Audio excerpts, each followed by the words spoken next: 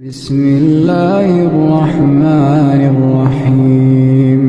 الله الذي خلق السماوات والأرض وما بينهما في 6 أيام ثم استوى على العرش. ما يكون من دونه